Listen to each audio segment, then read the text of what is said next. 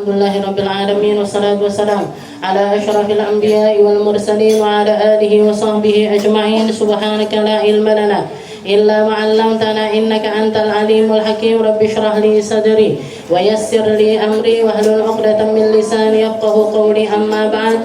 Alhamdulillah ala nikmatil Islam, alhamdulillah ala nikmatil iman, wa kafa biha min ni'mah. Alhamdulillah, segala puji bagi Allah Subhanahu wa taala yang memberi kita hidayah Islam iman, yang menetapkan kita untuk berada di dalam jalan istiqamah di dalam menjalankan syariat-syariat Allah Subhanahu wa taala, istiqamah untuk menggapai sesuatu yang ingin kita gapai lewat kecintaan kepada Nabi kita Nabi Muhammad sallallahu alaihi wasallam, dengan kita menyambungkan diri kepada para ulama-ulama, kepada orang-orang saleh yang menjadikan jalan hidupnya mereka ada sama sejalan dengan jalan hidupnya Nabi Muhammad sallallahu alaihi wasallam. Mereka hidup di dalam ketaatan kepada Allah Subhanahu wa taala. Mereka mengikuti jalan syariatnya Nabi Muhammad sallallahu alaihi wasallam. Mereka memilih untuk menjadi hamba-hamba yang mendedikasikan seluruh kehidupannya, baik umurnya, baik pendidikan anak-anaknya, baik hartanya, maupun segala sesuatu yang menjadi amanah Allah Subhanahu wa taala di dalam diri hamba tersebut, di dalam perjuangannya Nabi Muhammad sallallahu alaihi wasallam.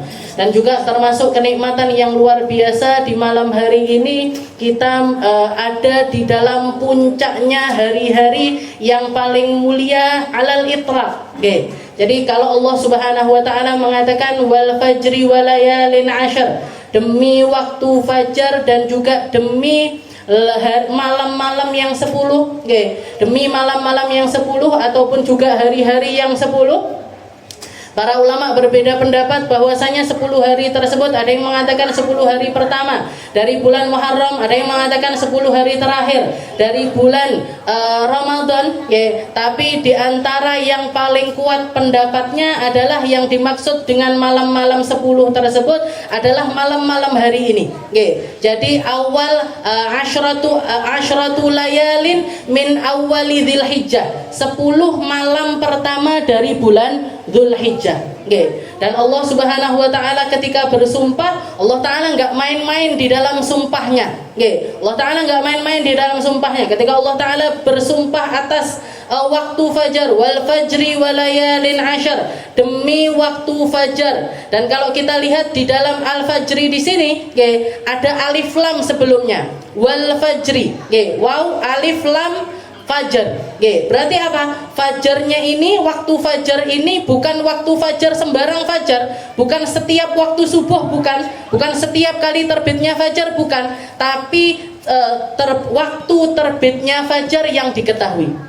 Para ulama mengatakan yang dimaksud di situ adalah fajar apa? Fajar ketika dilahirkannya Nabi Muhammad sallallahu alaihi wasallam. Wal fajri walayalin ashar, demi waktu lahirnya Nabi dan demi malam-malam yang 10. Dan kita ada di puncak hari paling mulia tersebut. Tadi hari ini dikatakan dinamakan dengan Lailatul Yaumut Tarwiyah, sunnah puasa di tanggal 8 dari Dzulhijjah.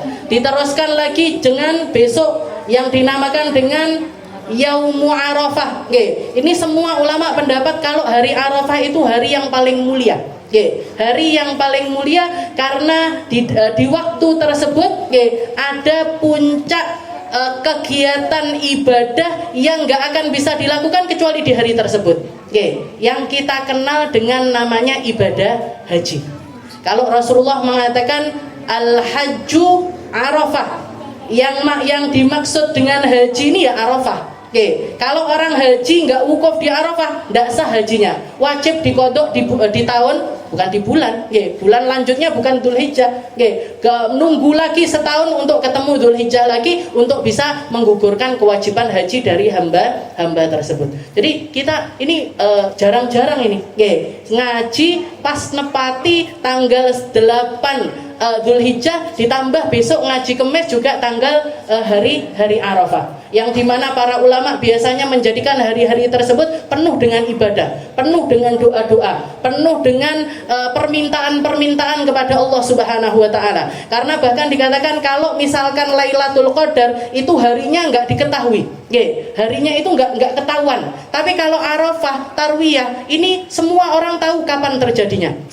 Dan para ulama, Rasulullah SAW mengatakan, mamin ayamin, tidak ada satu hari pun, tidak ada hari-hari yang berlalu kepada seorang manusia afdol, yang lebih baik daripada Asyru Dzulhijjah, ketimbang 10 hari pertama dari bulan Dzulhijjah. Sampai para sahabat nanya, ya Rasul, wa mal jihad fi sabilillah ya Rasul. Kalau misalkan orang ibadah di dalamnya, nggak ada yang bisa menyamai seperti ibadah-ibadah di hari-hari yang lainnya. Walal jihad fi sabilillah ya Rasul. Bahkan dengan jihad di jalannya Allah ya Rasul, nggak bisa dibandingkan dengan ibadah di 10 hari pertama Dzulhijjah ya Rasul. Katanya Rasul, walal jihad fi sabilillah. Bahkan jihad di jalannya Allah Ta'ala pun tidak bisa menyamai pahala seperti ketika orang ibadah di 10 hari pertama bulan Dzulhijjah. Kecuali kalau dia mendedikasikan seluruh hartanya serta jiwanya, setelah itu nggak balik pulang. Maksudnya apa? Mati di jalannya Allah. Kecuali yang nggak bisa ngungguli adalah ketika seseorang itu mati atau istilahnya syahid di jalannya Allah Ta'ala dengan mengeluarkan seluruh hartanya dan juga jiwanya. Itu baru ngungguli pahala yang Allah Ta'ala berikan dibandingkan dengan ibadah di 10 hari pertama Ramadan. Orang yang bangun malam di malam-malam hari semacam ini, 10 hari pertama dari bulan Dzulhijjah, itu satu malamnya dikasih pahala kayak orang menghidupkan Lailatul Qadar. Jadi Lailatul Qadar itu biasanya kita cari di Ramadan. Ini 10 hari pertama. Orang mau dia itu ibadahnya tanggal 1, mau tanggal 2, mau tanggal 3, apalagi tanggal 8 sama tanggal 9 akhir dari bulan Dzulhijjah, itu pahalanya kayak orang yang menghidupkan malam Lailatul Qadar. Yang puasa sehari aja, di hari-hari ini, tanggal 1 sampai tanggal 9, maka pahala dia di dalam puasa tersebut kayak orang melaksanakan puasa setahun. Jadi sehari puasa pahalanya koyok poso setahun. 2 hari berarti kayak 2 tahun. 3 berarti 3 berarti nggak usah ngodoi Ramadan saja, Pak, nggak dikodoi Ramadan. Ini dari segi pahalanya. Dari segi pahalanya yang ditawarkan sama Allah Ta'ala semacam itu. Puncaknya besok, hari Arafah. Makanya bahkan para ulama mengatakan bahkan puasa Arafah sama puasa Asyura, tanggal 9 Dzulhijjah sama tanggal 10 dari bulan Muharram, itu satu-satunya puasa sunnah yang bahkan para istri pun boleh untuk puasa tanpa pamit ambek bojone. Kan biasanya ndak oleh, gitu. Kalau puasa-puasa sunnah atau ngodoi Ramadan, bahkan ngodoi Ramadan sing duwe bojo, sing gak duwe bojo yo enggak. Jadi yang punya suami ini kalau mau puasa kudu pamit ambek bojone. Bojone ngomong nggih, ya, silahkan puasa, silahkan puasa. Lek bojone ngomong ora usah poso, maka nggak puasa di situ lebih besar pahalanya. Tapi khusus untuk Arafah sama Asyura, misalkan puasa suaminya ngomong, "Mbok ndak usah poso," masih lebih baik kita untuk puasa. Sorry untuk hari ini. Sorry untuk hari ini. Iki saking gedene pahala. Karena apa dikatakan Rasulullah mengatakan orang yang puasa Arafah itu yukafir dunuba sanatain. Jadi orang yang puasa Arafah itu menghapus dosanya dia setahun sebelumnya dan setahun setelahnya. Setahun sebelum ini, jadi mulai dari Dzulhijjah kemarin sampai Dzulhijjah sekarang ini, kalau kita puasa Arafah itu dihapus dihapus dosa-dosanya sama wes titik pahalanya dihapus bisa. Dihapus dosa-dosa kesalahan-kesalahan kita selama setahun itu dihapus sama Allah Ta'ala. Ditambah dengan setahun ke depan, berarti durung dosa wes dihapus sama Allah Ta'ala.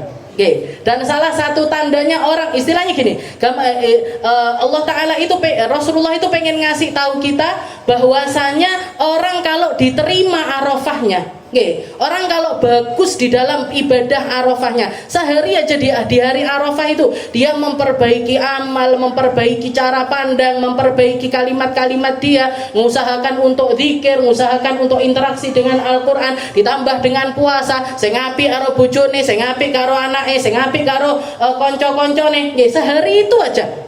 Kalau diterima ibadahnya orang di hari Arafah, setahun berikutnya dia akan di dalam penjagaannya Allah Subhanahu wa ta'ala, diewangi Gusti Allah ben dadi wong apik.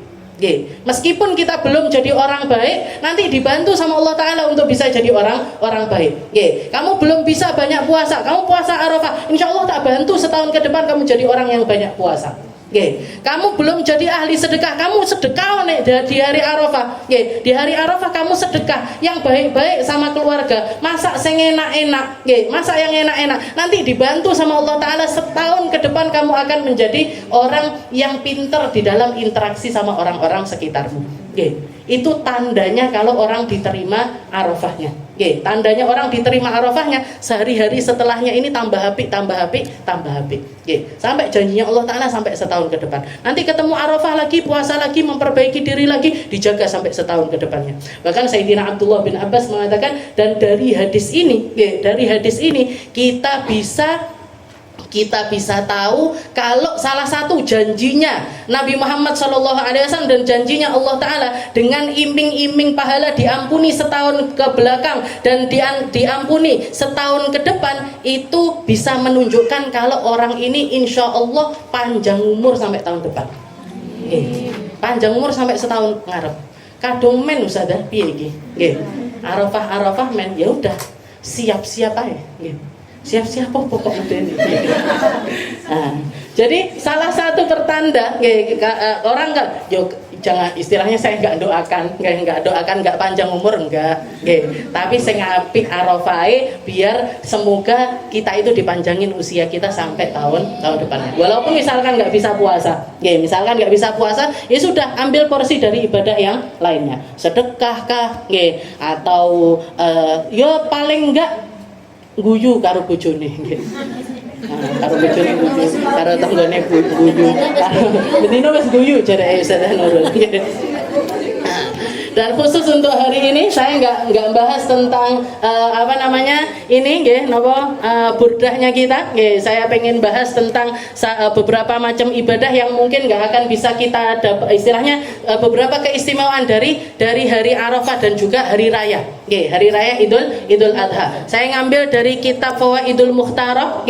Fawaidul Mukhtarah ini kitab karangan dari guru saya sendiri, yaitu Habib Ali bin Hasan Baharun, putranya Abu Hasan Baharun, adiknya Habib Segaf. Adiknya Habib Segaf itu ketika beliau sekolah di tempatnya Habib Zain bin Semit, itu setiap kali ada faedah sama beliau itu dicatat.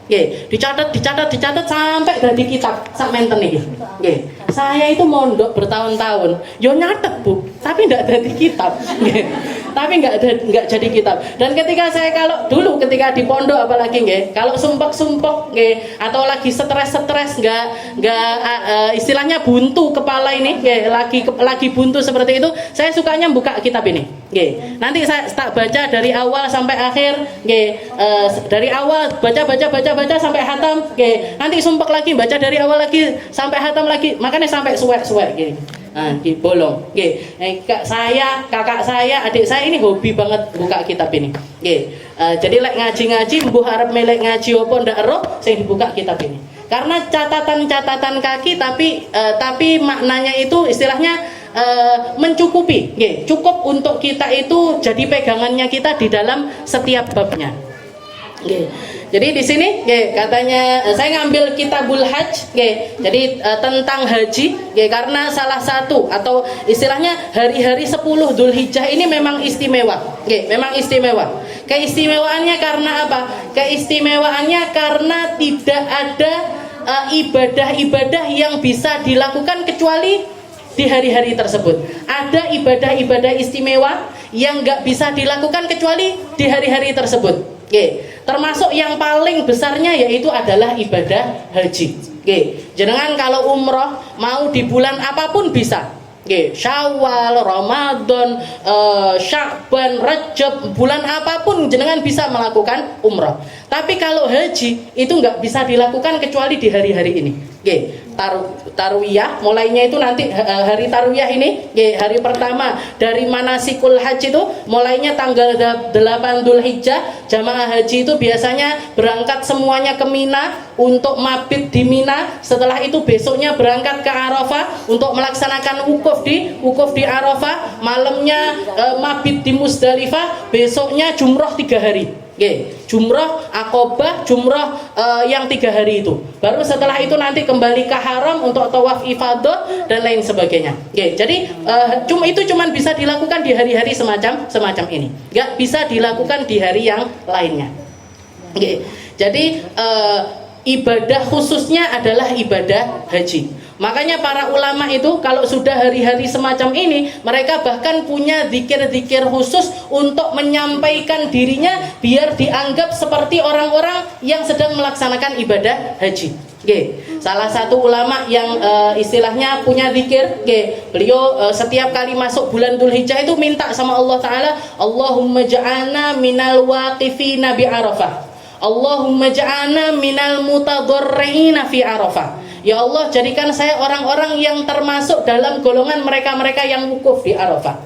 Jadikan saya golongan orang-orang yang bertadarruk di Arafah, yang merendahkan diri, yang khusyuk, yang bermunajat, yang doa, yang minta segala macam sama Allah Ta'ala di Arafah. Karena janjinya Allah Ta'ala nggak main-main. Bahkan dikatakan kalau ada orang disampaikan sama Allah Ta'ala di Mekah, disampaikan di Arafah, disampaikan untuk wukuf di Arafah, minta sama Allah, tobat sama Allah, minta ampun sama Allah Ta'ala, kok dia nggak percaya dapat ampunannya Allah, dosa bu.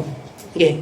Kok nggak percaya Allah Ta'ala membersihkan dia dari segala macam dosa, itu dosa orangnya. Oke, saking apa? Saking kamu kalau sudah nyampe Arafah, percaya oleh awakmu kita resiki. Oke, percayalah kalau kamu itu bersih dari segala macam dosa. Itu yang dijanjikan sama Allah Subhanahu wa Ta'ala. Kalau kita doa di tempat-tempat lain nggak sampai semacam ini, nggak sampai Allah Ta'ala itu nggak sampai memperlakukan seseorang. Salah satunya ini, jadi dikatakan Ruya an Muhammad bin Ibnul Mukandar annahu hajja 33 hajjah.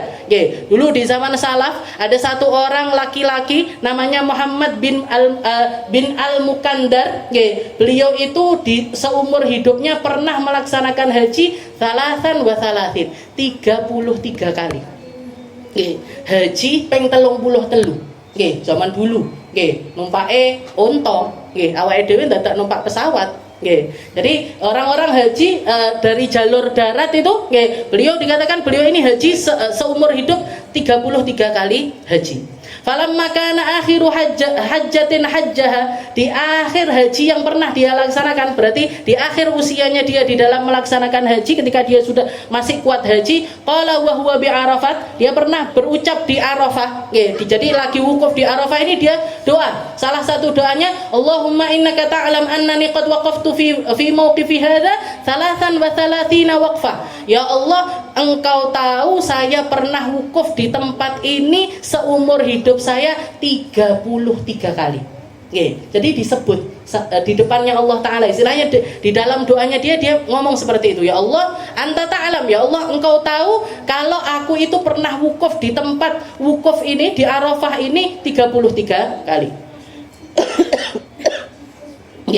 Salasan wa salatina waqfah wahidatun an fardi, ya Allah 1 kali wukuf saya untuk menggugurkan kewajiban haji saya, wa tsaniyah an abi, yang kedua saya niatkan haji saya untuk abah saya, wa tsalitsah an ummi, yang ketiga saya kasihkan untuk ibu saya, ya Allah saya berikan yang satu untuk abah saya, yang satu lagi untuk ummi saya, wa ushiduka ya Rabb anni qad wahabtu 30 liman waqafa mawqifi hadza wa lam yataqabbal minhum. Setelah itu ya Allah saya berikan yang 30 wukuf saya ini untuk mereka-mereka yang haji, dia wukuf di sini tapi jenengan nggak terima hajinya dia. Yang 30 tak sedekahkan ya Allah. Oke, 3 buat saya, buat ibu saya, buat abah saya. Yang 30 berikan kepada mereka-mereka yang wukuf di Arafah tapi jenengan nggak nerima hajinya orang-orang tersebut. Entah karena apa, karena istilahnya dari berbagai macam hal. Jadi walam yataqabbal minhu. Oke, falamma dafa min Arafat wa nazala bil Musdalifah. Oke, dia hari itu kan wukuf. Oke, malamnya orang wukuf itu malamnya berangkat ke Musdalifah. Oke. Jadi habis maghrib itu mulai diusung berangkat ke Musdalifah untuk mabit. Jadi malamnya itu istilahnya bermalamnya itu di Musdalifah. Wa nazala bil Musdalifah. Wa nudiya fil manam, dia ngeletak di Musdalifah ketiduran, ketiduran di Musdalifah. Dia mimpi ada suara yang mengatakan yabnal Mukandar, wahai putranya orang yang namanya Mukandar. Atatakarram ala man khalaqal karam. Jadi suara itu mengatakan, wahai engkau, wahai kamu anaknya Al-Mukandar, apa kamu sedang bersedekah kepada zat yang menciptakan sedekah itu sendiri? Apa engkau sedang menderma kepada zat yang menciptakan derma itu sendiri? Apa kamu lagi ngasih kepada zat yang gak memerlukan itu semuanya? Aku yang menciptakan kedermawanan, aku yang menciptakan infak, aku yang menciptakan sedekah. Atajudu ala man khalaqal jud. Apa kamu sedang memberi kepada zat yang maha pemberi? Yabnal Mukandar, innallaha ta'ala yaqulu laka wa izzati wa jalali laqad ghafartu liman waqafa bi Arafat qabla an akhluqa Arafat bi alfai'am. Wahai Ibnul Mukandar, ketahuilah demi kesucian Allah Ta'ala, demi kemuliaan Allah Ta'ala telah membersihkan, Allah Ta'ala telah mengampuni, Allah Ta'ala telah menerima dari ibadah hajinya seseorang yang melaksanakan ibadah haji yang wukuf di Arafah sebelum Allah Ta'ala menciptakan Arafah itu sendiri 2000 tahun sebelumnya. Jadi sejak 2000 tahun sebelum terciptanya Arafah, mereka-mereka yang namanya sudah tercatat untuk ibadah di Arafah sudah diampuni sama Allah Ta'ala. Jadi kamu mau ngasih kepada zat yang gak perlu Allah Ta'ala, istilahnya kamu seperti itu kepada Allah Ta'ala gak perlu. 33 hajimu itu tadi Allah Ta'ala bisa menerimanya, Allah Ta'ala bisa gak menerimanya, Allah Ta'ala bisa mengampuninya, Allah Ta'ala bisa juga gak mengampuninya. Tapi untuk kamu memberikannya sehingga orang-orang gak percaya kalau dirinya ini hajinya itu gak diterima sama Allah Ta'ala, itu adalah suatu kemustahilan bagi Allah Subhanahu wa Ta'ala. Jadi Arafah ini luar biasa. Makanya kita ketika di hari-hari semacam ini diminta untuk menyelaraskan hati, untuk menyelaraskan niat, untuk punya pikiran, untuk menfokuskan diri agar tergabung di dalam golongan orang-orang mulia tersebut. Agar masuk di dalam golongan orang-orang mulia tersebut. Jadi al-hajju. Qala al-mu'allif rahimahullahu taala wa nafa'na bi ulumi fid dharain amin. Kana Abu Hanifah radhiyallahu anhu yufaddilu shadaqah ala hajjit tatawwu'. Faedah yang pertama di dalam kitab ini dikatakan Imam Abu Hanifah, Imam Abu Hanifah ini muridnya Imam Syafi'i. Imam Syafi'i ini muridnya Imam Malik. Jadi 4 ulama madhab itu semuanya guru murid, guru murid, guru murid. Jadi bukan nggak bisa orang itu mengatakan aku ngikuti madhabnya Imam Malik berarti berseteru sama Imam Syafi'i. Aku ngikuti Imam Syafi'i berarti berseteru sama Imam Ahmad bin Hambal. Aku ngikuti madhabnya Imam Ahmad bin Hambal berarti berseteru sama Imam Abi Hanifah. Enggak, mereka ini satu kesatuan. Guru murid, guru murid, guru murid. Walaupun banyak perbedaan pendapat di dalam mereka, tapi perbedaan pendapat itu semuanya ada di dalam furu'iyah, laisa fil usuliyah. Semuanya ada di dalam cabang-cabang agama, nggak pernah mereka berselisih di dalam asal-asal agama atau pokok-pokok agama. Dikatakan Imam Abu Hanifah radhiyallahu anhu, beliau itu yufaddilus shadaqah ala hajjit tatawwu. Di masa hidupnya itu beliau sempat berada di posisi kalau sedekah tatawu, sedekah, orang bersedekah itu lebih mulia ketimbang mereka-mereka yang haji sunnah, bukan haji wajib loh, Kalau haji wajib malah justru prioritas. Kalau haji wajib itu bahkan tidak bisa diganggu gugat dengan apapun, nggak bisa. Kita semuanya ini kena, karena rukun Islam itu 5, bukan 4, 5. Syahadat, sholat, puasa, zakat, haji. Jadi haji ini termasuk tujuan hidupnya kita sebagai seorang muslim. Kita kalau ngaku Islam kudu milik haji. Harus menata diri untuk melaksanakan ibadah haji. Harus berusaha untuk melaksanakan ibadah haji. Entah itu dengan nabung, entah itu dengan kerja, entah itu dengan bagaimana caranya ngumpulkan harta. Yang penting caranya halal. Nanti kalau misalkan dia itu sampai di satu posisi di mana hartanya ini bisa dipakai untuk pergi berangkat haji, maka wajib bagi dia untuk berangkat ibadah haji. Lek sampai wes duwe duit dingge budal kaji kok enggak endang haji, dosa Bu. Orang sudah punya uang untuk berangkat ibadah haji, kok ndak ndang budal, dosa. Dosa dia untuk karena tidak melaksanakan ibadah haji. Bahkan yang namanya kewajiban haji itu sesuai dengan hartanya dia. Aku punya uangnya untuk haji reguler Ustazah. Berapa haji reguler? Misalkan 50 juta, 60 juta. Saya punya uang 50 juta, 60 juta. Berarti apa? Uang ini harus dipakai untuk haji reguler. Masih yo ngantrinnya 30 tahun tapi kudu daftar. Walaupun ngantrinya sampai 30 tahun kudu daftar. Saya punyanya uang 150 juta. Bisa nggak ini dipakai haji? Bisa. Namanya haji furoda misalkan. Haji furoda kemarin saya ditawarin sekitar 150-an juta, itu bisa berangkat. Berarti apa? Kudu budak. Saya punya uang sampai 250 juta, masuknya ke ONH plus misalkan. Enggak plus ONH top misalkan. Nah, berarti apa? Kudu budak. Saya punya uang sampai 500 juta. Uang bersih loh, maksudnya uang anaknya panggah iso mangan, panggah iso sekolah, duwe omah, enggak terus pokoknya iki enggak oleh diganggu buat. Kowe kali renai, ora usah mangan, ora usah ngombe susu, ora usah sekolah. Bukan. Yang dimaksud itu uang dingin, Uang bukan memaksakan diri sampai lemes-lemes kuru enggak mangan, Pokoknya duit dikelumpuk nih tinggal haji, Enggak harus seperti itu, Tapi yang dimaksud di sini manis tata ilaihi al-hajju manis tata ilaihi sabila. Orang haji ketika dia mampu. Bahkan para ulama di mazhabnya Imam Syafi'i bahkan sampai mengatakan, kok ada orang sudah tersentuh kewajiban haji. Maksudnya gini, gampangnya wes tahu sugih tapi ndak ndang budal haji. Tapi ndak cepet-cepet berangkat haji. Akhirnya usahanya jeblok, bangkrut. Habis uangnya yang mau dipakai haji ini tadi, akhirnya habis. Maka orang ini tetap tersentuh kewajiban haji. Bahkan dia diperbolehkan untuk ngemis, minta untuk berangkat haji. Kasih uang zakat boleh Ustazah? Boleh. Dikasih sedekah boleh? Boleh. Tapi DE mantan wong sugih, ndak apa-apa. Salah dhewe randang budal kaji. Sampai harus menjadi orang bangkrut dulu, baru dia. Nah, jadi orang seperti ini bahkan boleh dikasih zakat, boleh diminta-minta. Misalkan dia itu minta-minta, itu tidak membuat dia ini istilahnya itu menjadi sebuah keharusan karena dia pernah tersentuh kewajiban untuk melaksanakan ibadah haji. Jadi haji ini harus jadi prioritas kita. Haji bukan umroh.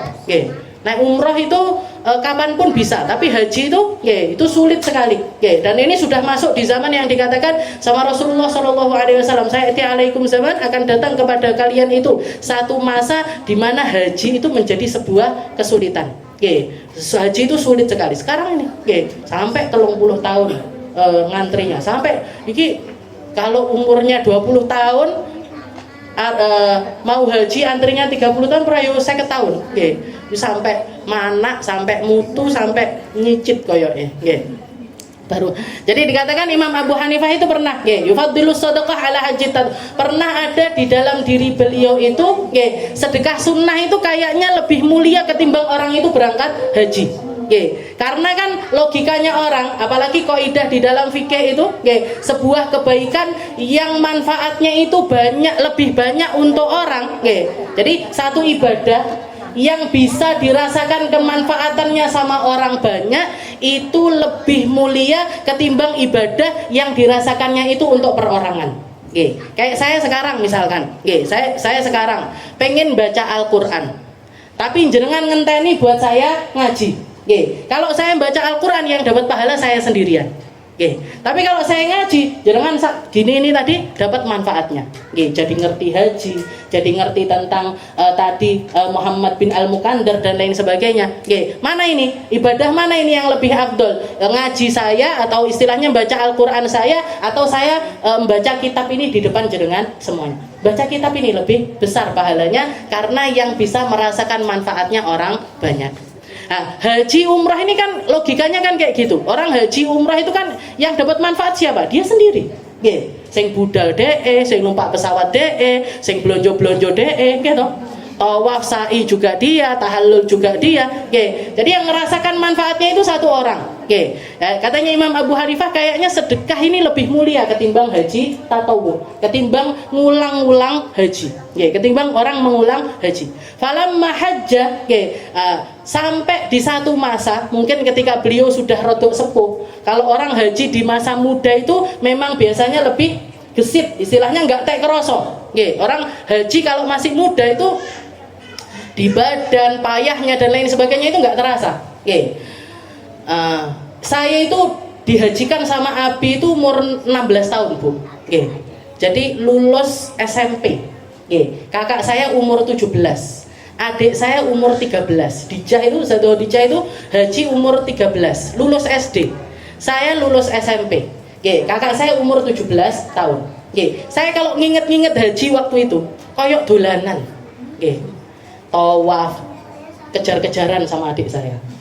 Sa'i itu kejar-kejaran, disik-disikan. Abah saya sama nenek saya, kok dada bi, kayak main-main, dan fisiknya kan masih kuat-kuatnya, naik sampai jadi kalau sa'i itu enggak marem lek durung munggah nenggone Jabal Sofa ataupun Jabal Marwah. Waktu itu enggak ditutup. Kalau sekarang kan dipageri.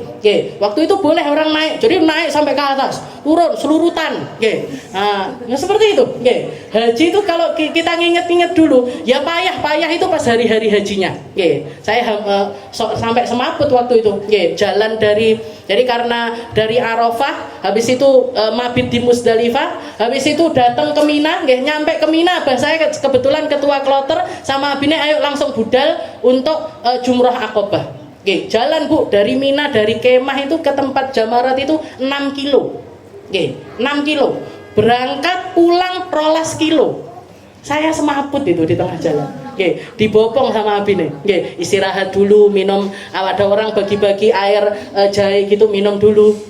Abine salah jalan tapi saya yang ingatkan, bibi salah jalan itu duduk rene rono. Nah, itu setengah-setengah sadar. Capek luar biasa. Tapi selain itu, rasanya istilahnya apalagi ilmunya belum ngerti banget, jadi belum bisa merasakan feel-feelnya. Jadi haji di masa muda itu memang kuat secara fisik, tapi mungkin secara kesiapan mental dan juga nilai-nilai itu masih kurang. Nah, tapi kalau orang menunda-nunda haji sampai sepuh, itu lebih luar biasa nggak enaknya. Arep neng gone Musdalifah angel, arep neng Mina angel, mau bahkan sekedar tawaf sa'i aja kan sulit. Kalau umur 50 tahun, 60 tahun, 70 tahun bisa dibayangkan kayak apa. Ini ketika beliau usia tua, katanya Imam Abu Hanifah, falamma hajja wa ra'a masyaqqatahu ada ala qouli hadza ila tafdilil akhir. Beliau berbalik di akhir usia. Jadi di masa muda beliau nganggap kalau sedekah sunnah itu lebih mulia ketimbang orang ulang-ulang haji, tapi di akhir usianya beliau menganggap enggak, pahalanya haji ini tetap nggak bisa disamakan dengan pahalanya orang sedekah sunnah. Jadi jangan julid, Bu. Kalau ngelihat ada orang panggah umrah, duitnya dia sendiri. Jadi kalau ada orang bolak-balik budal haji, orang bolak-balik budal umroh, biarin. Kenapa? Dia bisa sampai ke posisi itu juga dengan kepayahan.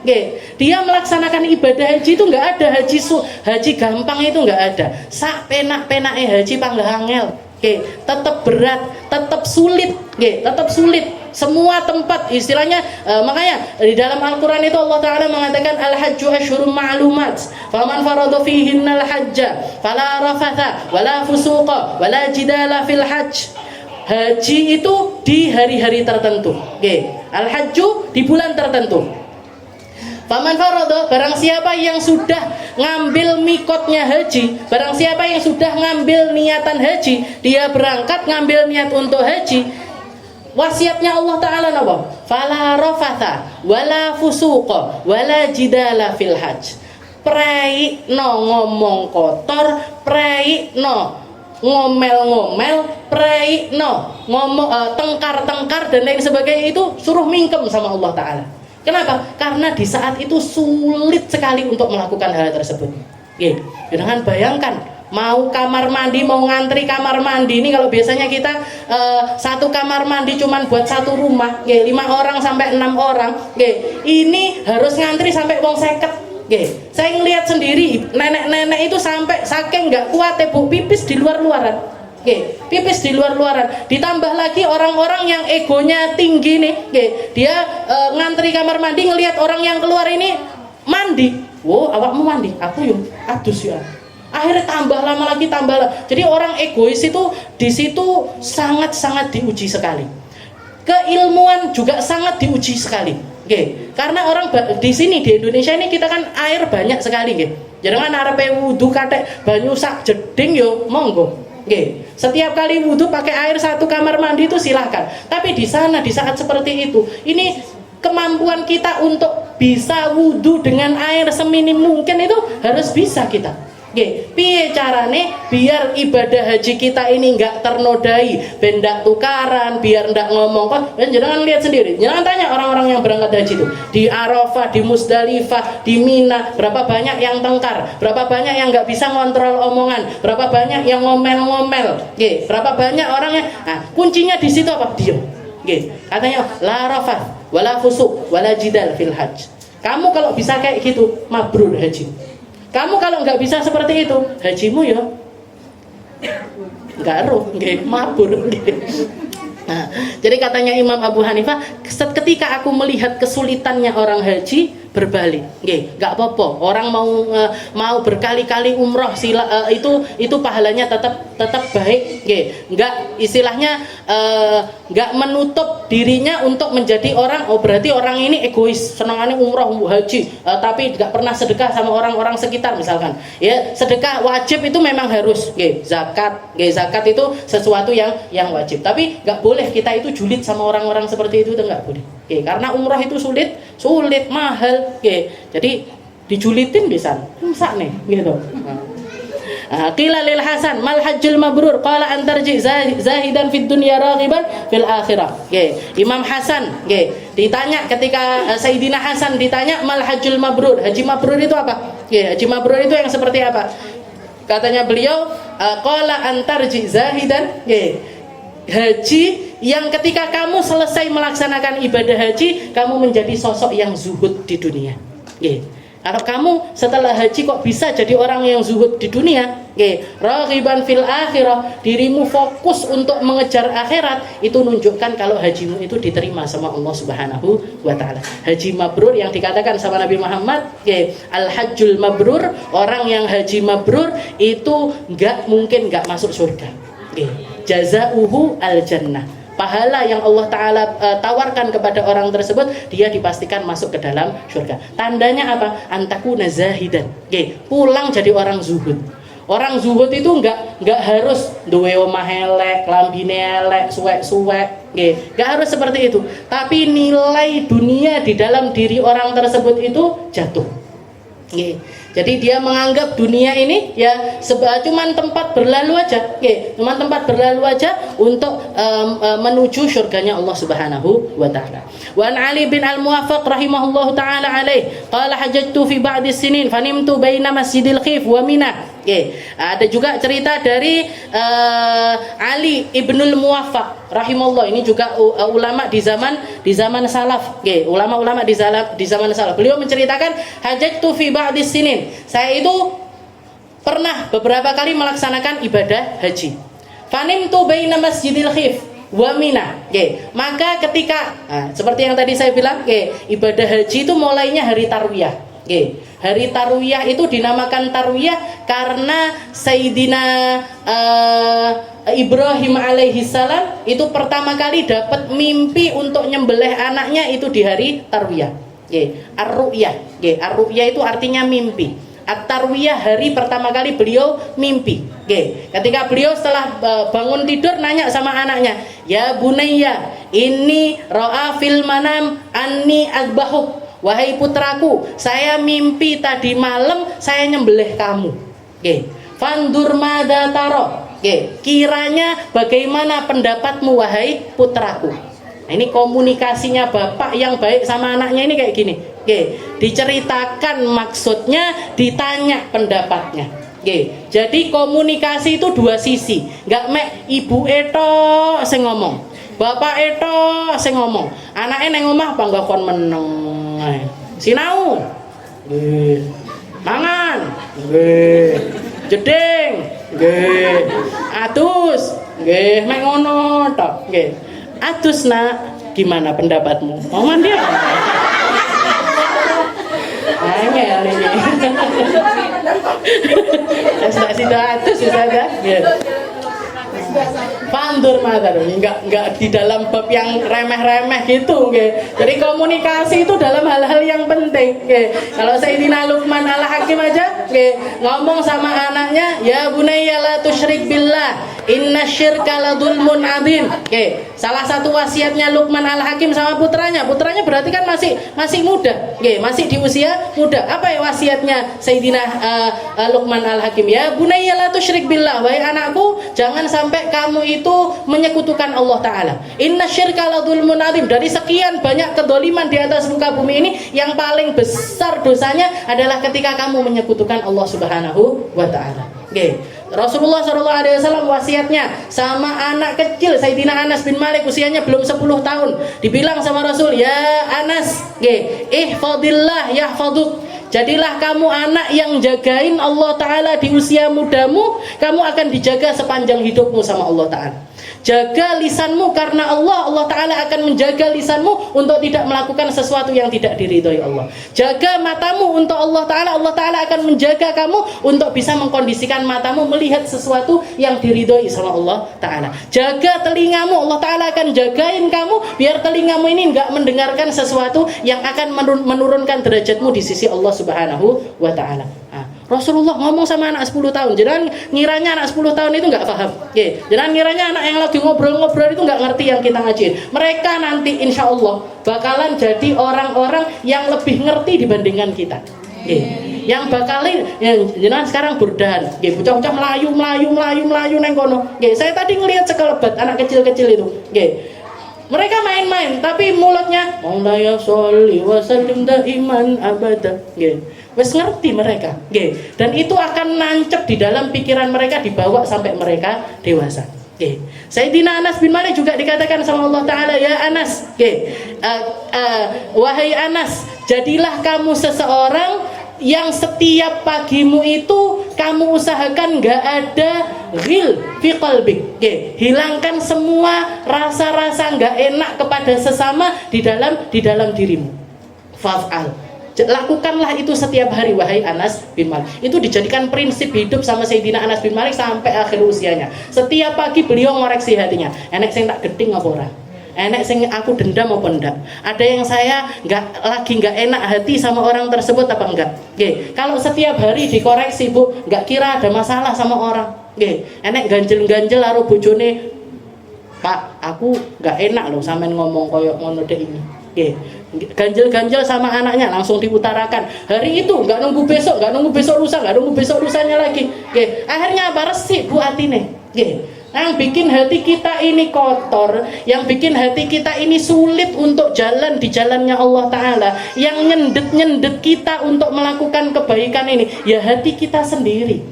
Kaken dosa, kaken ngerasani uang, kaken berprasangka buruk sama orang, ngempet dikira bakalan lumer sendiri, padahal itu bakalan dibawa sampai kapanpun. Jadi masalah itu diselesaikan, masalah itu dibersihkan. Jadi setiap hari Sayyidina Anas. Itu wasiatnya Nabi Muhammad kepada Sayyidina Anas bin Malik. Nggih, emang nang ndi? Nggih. Fi ba'di sinin fanimtu baina Masjidil Khif wa Mina. Nggih. Jadi hari haji itu kan mulainya tarwiyah. Nggih, hari haji itu mulai tarwiyah. Hari tarwiyah tanggal 8 Dzulhijjah. Kalau rutenya haji itu orang biasanya hari tanggal 8 itu sudah berangkat ke Mina. Nggih, sudah berangkat ke Mina. Nginep dulu di Mina. Nggih. Tapi sayangnya untuk jamaah Indonesia ini di-skip ini. Nggih. Jadi wukuf istilahnya mabit di Mina di awal haji itu nggak ada. Kalau orang Indonesia biasanya haji dari hotel ya langsung nenggone Arafah. Ya, langsung berangkat ke Arafah. Gimana hajinya? Ya tetap sah. Ya, tetap sah. Tapi yang benar itu sebenarnya berangkat haji itu ke Mina dulu. Setelah dari Mina baru ke Arafah. Nah, ini beliau Ali bin Muwaffaq ini beliau bercerita, saya berangkat haji di salah satu haji saya. Fanim tu baina Masjidil Khif wa Mina. Saya nginep di antara Masjid Al Khif dengan Mina. Jadi Masjid Khif itu di luar Mina. Beliau nginep di antara Masjid Khif dengan Mina. Faraitu malakain. Di dalam mimpi saya itu melihat dua malaikat. Qad nazala minas sama, turun dari langit. Dua malaikat ini tuh mimpi, mimpi. Jadi duduk tenanan. Tapi mimpi untuk orang soleh itu bisa jadi pertanda kebenaran. Tapi nggak bisa dijadikan patokan. Dan mimpi itu tergantung siapa yang mimpi. Tadi diceritani ngimpine wong, jangan keburu-buru ngikuti. Ada orang mimpi, kayak dulu di Hadramut ada satu habaib dari marga Al-Idrus. Beliau itu mimpi, jadi malam lebaran itu mimpi didatangi sama Rasulullah SAW, dan Rasulullah mengatakan besok itu belum lebaran. Akhirnya paginya beliau sekeluarga ini tetap puasa. Beliau sekeluarga ini tetap puasa. Hadramut semuanya sudah buka, sudah lebaran. Sudah sholat id, sudah lebaran hari itu, karena memang sudah melihat hilal. Akhirnya satu keluarga Idrus ini tadi didatangi sama salah seorang ulama. Kamu ini kenapa kok nggak melok sholat id, kok malah poso? Padahal jelas-jelas pemerintah itu sudah bilang kalau malam ini tadi sudah hari raya. Malam ini sudah hari raya. Akhirnya Habibnya yang sepuh ini tadi, yang mimpi Rasulullah ini tadi cerita, saya tadi malam didatangi sama Rasulullah, katanya Rasulullah besok belum lebaran. Katanya Rasulullah besok belum lebaran. Setelah itu mufti atau ulama yang datengin ini tadi mengatakan, kamu ketika ketemu sama Rasulullah itu kamu tidur apa bangun? Ya tidur, jenenge ngimpi ya. Ngimpi itu ya pasti tidur. Katanya ulama ini tadi, saya ketemu sama Rasulullah secara langsung. Saya ketemu sama Rasulullah secara langsung. Dan Rasulullah mengatakan, barang siapa yang sudah melihat hilal, maka berarti besok tanggal 1 Syawal. Kalau malam itu tadi belum kelihatan hilalnya, maka istilahnya sempurnakan bulannya sampai 30. Istilahnya puasanya berarti 30 hari, bukan 29 hari. Katanya yang Habib Al-Idrus ini bilang, mosok kamu ketemu sama Rasulullah beneran yakdotan? Iya, saya ngelihat langsung dengan mata saya kepada guru saya ngelihat langsung sama gurunya, gurunya ngelihat langsung kepada gurunya lagi ngelihat langsung kepada gurunya, sampai melihat langsung kepada Rasulullah SAW. Dan mereka semuanya melihat itu tadi secara yakdotan, dalam keadaan bangun, dalam keadaan terjaga. Maka hadis yang jadi patokan syariat ini masih tetap lebih kuat dibandingkan mimpi. Jadi kalau ada orang cerita tentang mimpinya, jangan langsung dipercaya, Bu. Jangan langsung dipercaya. Ada juga satu orang ulama datang, bilang, kalau misalkan dia itu mimpi adzan. Gimana? Ini takwilannya apa? Katanya ulama tersebut bilang, berarti kamu itu pencuri. Kamu itu akan dituduh sebagai pencuri. Gak lama setelah itu datang lagi orang bilang, wahai Syekh, saya itu mimpi tadi malam saya adzan. Sama mimpinya, yang satu adzan, yang satu juga adzan. Yang satu lagi dibilang, katanya Syekh itu tadi, kamu insya Allah bakalan budal kaji. Heran murid-muridnya, sing siji ngimpi adzan jeree pencuri, yang satu mimpi adzan tapi dibilangnya bakalan berangkat haji. dikutipkan ayat Al-Qur'an. Nggih. Ketika kisahnya Nabiullah Yusuf itu wa adzana muadzinun ya ayyatuhal 'ir innakum lasariqun.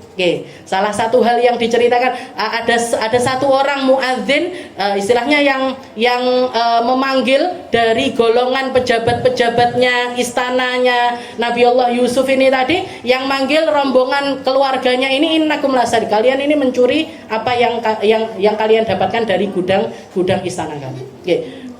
Kok bisa seperti itu? Iya, wong sing ngimpi kuwi mang wong enggak genah nggih. Dia memang orang yang di dalam keagamaannya itu kurang. Maka ketika dia mimpi adzan koyoke maling kuwi nggih.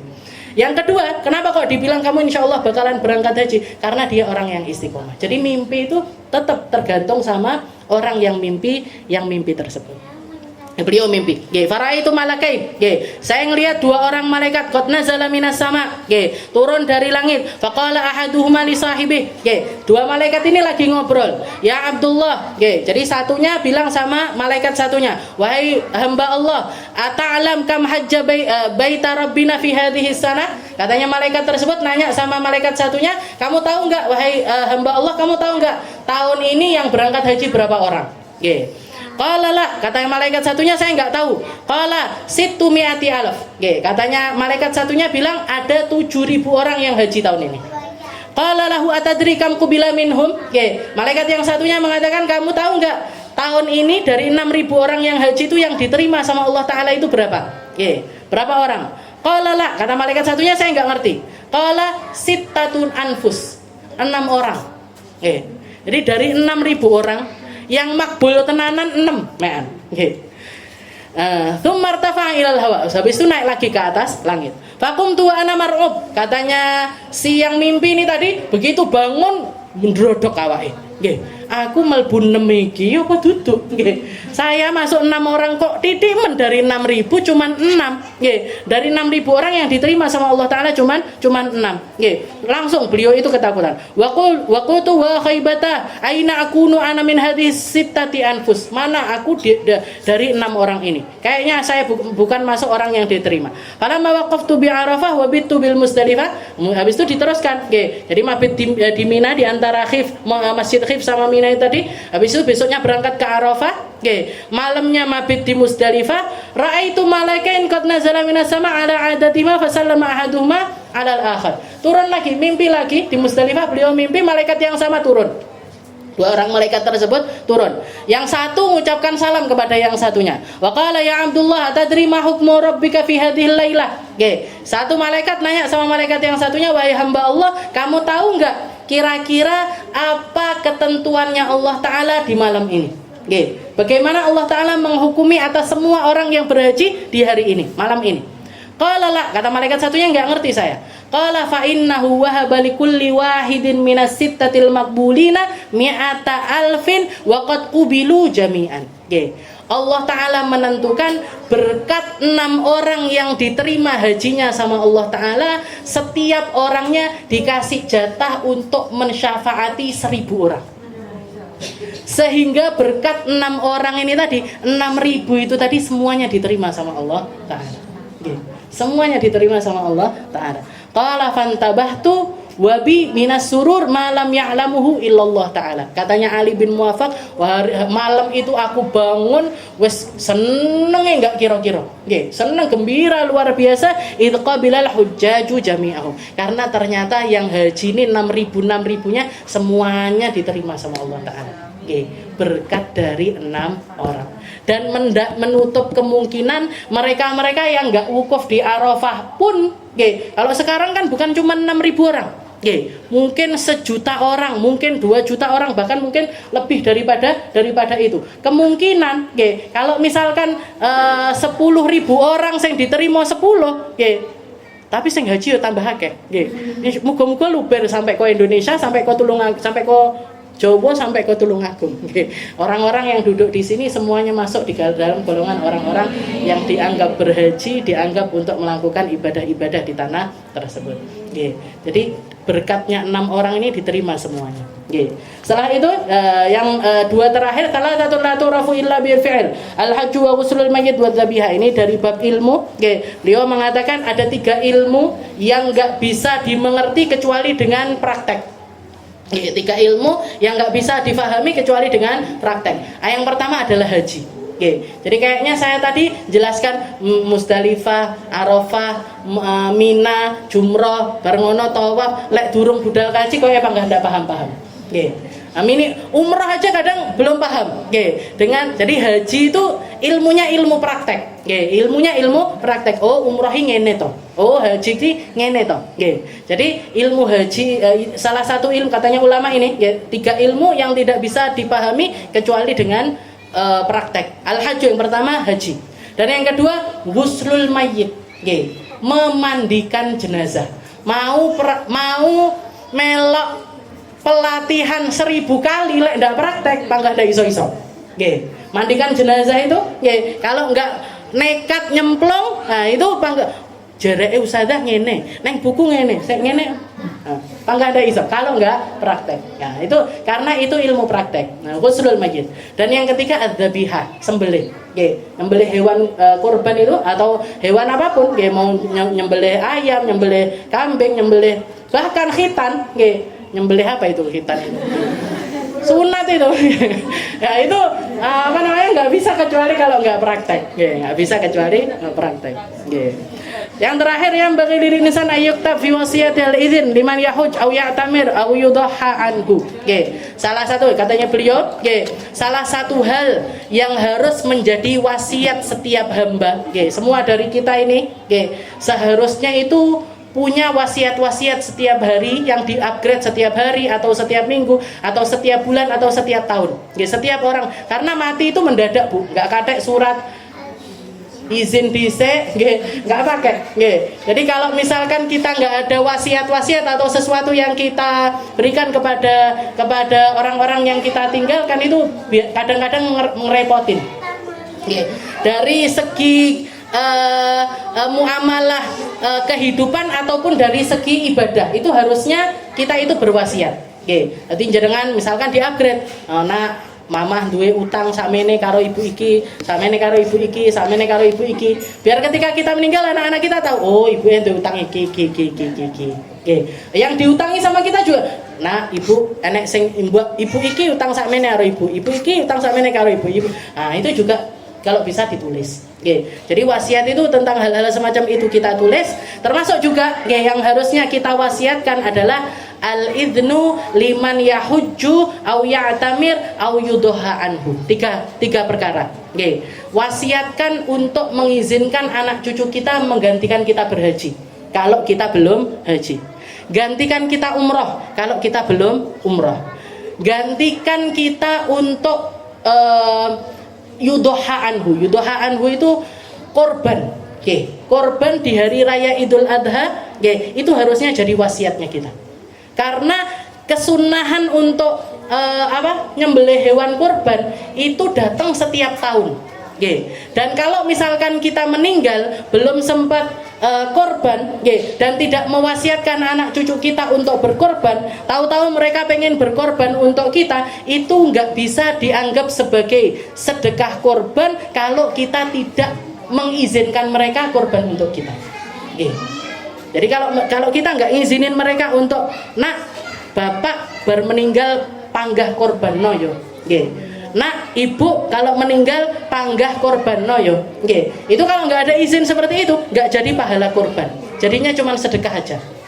Karena korban itu sebenarnya minal hayy ilal hayy, sedekah dari orang hidup untuk orang hidup. Jadi berarti kalau saya korban dinamakan yang hidup aja, iya namakan yang hidup aja.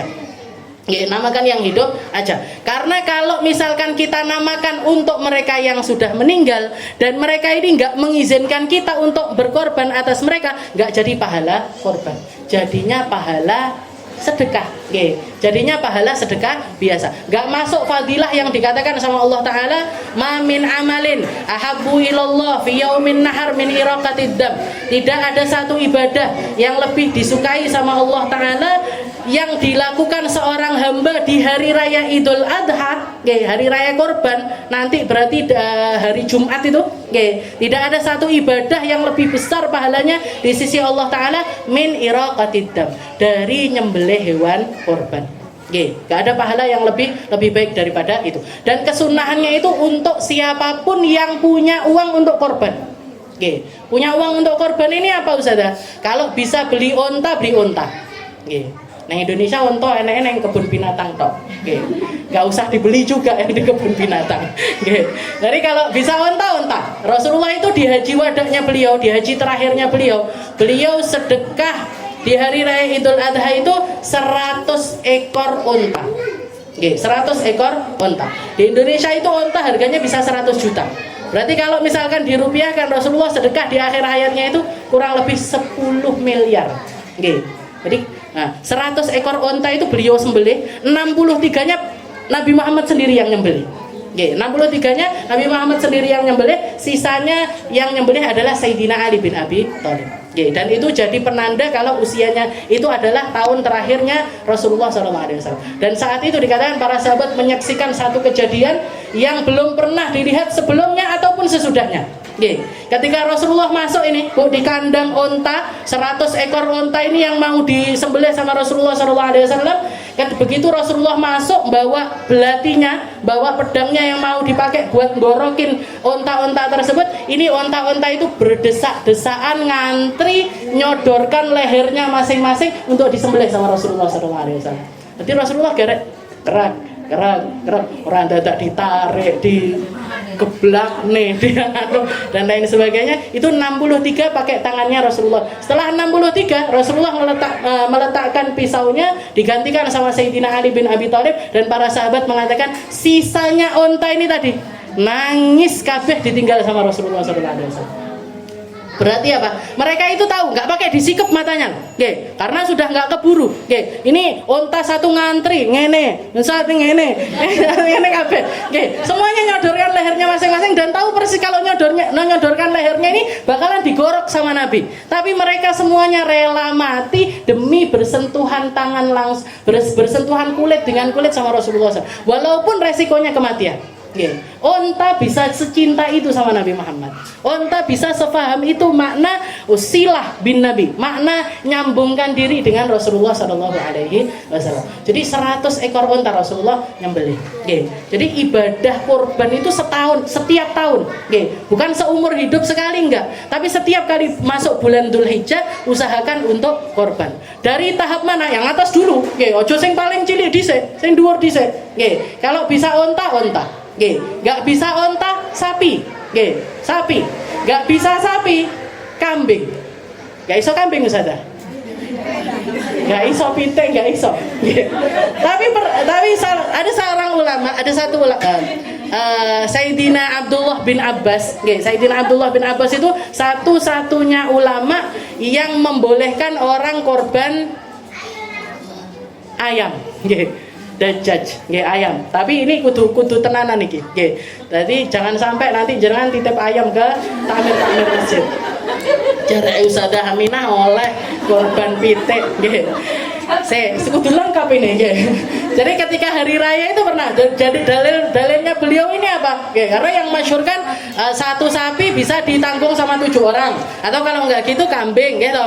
Jadi kalau enggak sapi ya kambing, kalau enggak unta ya sapi ya kambing. Itu yang namanya korban itu tahapnya di situ. Pitik apa nih ndoknya enggak masuk korban. Enggak masuk korban. Tapi dikatakan Rasulullah itu pernah ketika hari raya Rasulullah itu nanya sahabat satu persatu, wis korban? Sudah ya Rasul. Apa? Unta. Kamu sudah korban apa belum? Sudah ya Rasul. Apa? Sapi. Kamu apa? Sudah korban? Sudah ya Rasul. Apa? Kambing. Jadi sahabat itu ditanya satu-satu. Ditanya korban apa? Korban apa? Korban apa? Korban perasaan. Jadi ditanya satu-satu korban apa karena sampai Rasulullah ketemu sama Sayyidina Bilal bin Rabah. Sayyidina Bilal ini kan miskin papa. Jadi miskin papa nah. Jadi ketika ditanya sama Rasul, Bilal wes korban, sampun ya Rasul. Apa? Ayam. Ayam. Rasulullah guyu. guyu, senyum tapi katanya para sahabat yang menyaksikan itu, senyumnya Rasul itu senyum geli-geli piye ngono nggih. Seakan-akan menyiratkan, oh pancen yo Bilal nggih. Pancen yo Bilal wis timbangane ora blas ya wis tak apa-apa. Nggih, sedekah istilahnya korban ayam. Nggih. Jadi berarti apa? Dari situ Sayyidina Abdullah bin Abbas mengatakan boleh sedekah karena Rasulullah diam, cuman senyum aja. Tapi kalau para ulama lain menyiratkan itu sebenarnya Rasulullah nggak setuju. Tapi karena memang keadaannya Bilal bin Rabah seperti itu dimaklumi sama Rasulullah Shallallahu Alaihi Wasallam. Tapi yang namanya aturan syariat, apalagi di mazhabnya Imam Syafi'i, kriterianya cuma ini. Kalau nggak kambing, yo sapi, yo ontok. Nah, jadi kalau jenengan mau korban di masjid, titip di masjid ya 3 ini. Ojo sing liyane. Ujuk-ujuk nggawa pitik, titip, beb sholat titip, kok pitik. Bingung, paman saya bingung nanti ini. Nah, jadi korban itu ini. Tapi karena kita banyak yang senasib sama Sayyidina Bilal bin Rabah, ya ndak apa-apa lah. Paling enggak kita tunjuk, kalaupun enggak korban, belajar korban. Jadi belajar korban. Beli ayam atau nyembelih ayam neng omah ae tapi jadi titip neng masjid. Sembelih sendiri, dimasak, sedekahkan sama orang-orang sekitar kita. Jangan dikasihkan mentah juga. Bingung ya kan, kok aku entuk korban. Angel ini. Jadi di situ boleh ada yang membolehkan sedekah di bawahnya endok usah sendok tambah nemen jenengan lodo ae dipangan dhewe. Jadi korban itu adalah kesunahan setiap tahun. Setiap tahun. Rasulullah SAW pernah ketemu sama Sayyidah Fatimah Zahra. Setelah itu Rasulullah bilang, ya Fatimah, umi, bangun wahai Fatimah, ishhadi udhiyatak. Lihat langsung prosesi penyembelihan dari korbanmu itu wahai Fatimah. Wahai Fatimah, ini nanti korban kamu ini, kambing yang kamu korbankan ini nanti bakalan menjadi pemberat kebaikanmu, pemberat timbangan kebaikanmu di akhirat nanti. Bahkan dari kambing yang kamu korbankan, Allah Ta'ala akan melipatkan beratnya 700 kali lipat untuk memenuhi timbangan amalmu. Rambutnya kambing bakalan masuk, kukunya kambing bakalan masuk, ototnya kambing bakalan masuk, tulang-tulangnya kambing bakalan masuk. Totalnya itu nanti dikalikan 700 kali lipat untuk menaikkan timbangan kebaikan amalmu wahai Fatimah. Dan ketika kambingmu ini tadi darahnya ngucur pertama kali, dengan itu juga Allah Ta'ala mengampuni seluruh dosa-dosa. Itu yang dikatakan Rasulullah kepada putrinya sendiri, Sayyidah Fatimah Zahra. Didengar sama Sayyidina Abi Dzar Al-Ghifari. Ada salah satu sahabat yang dengarkan Rasulullah mengucapkan hal itu kepada Sayyidah Fatimah. Setelah itu beliau nanya, ya Rasul, ahadha khassah li ahlil bait? Apakah pahala ini khusus untuk keluarganya Nabi? Karena keluarganya Nabi punya kemuliaan ibadah yang enggak didapatkan sama orang-orang lain. Termasuk diantaranya anak cucunya Nabi enggak boleh makan zakat, enggak boleh makan dari harta zakat. Apa ini khusus untuk keluargamu atau umum untuk semua orang wahai Rasul? Katanya Rasulullah, li ali baiti Muhammad wa li umumil ummah. Pahala ini diberikan sama Allah Ta'ala untuk keluarganya Nabi secara khusus dan juga untuk seluruh umatku yang melaksanakan ibadah kurban di hari raya Idul Adha. Bahkan tafsirannya ulama juga mengatakan hewan-hewan yang dikorbankan itu nanti bakalan jadi kendaraan-kendaraan mereka melewati siratnya Allah Subhanahu wa Ta'ala. Mugi dimudahkan untuk kurban. Ditelok saldo rekeningnya. Kalau ada istilahnya uang dingin untuk beli kambing atau beli sapi, apalagi onta, kalau bisa disedekahkan untuk hari raya Idul Adha nanti. Mungkin Allah Ta'ala memudahkan kita untuk ibadah. Mungkin Allah Ta'ala mencatat kita sebagai orang-orang yang beribadah. Mungkin Allah Ta'ala menjadikan kita hamba-hamba yang ngerti tentang kemuliaannya ibadah-ibadah yang disyariatkan oleh Rasulullah SAW.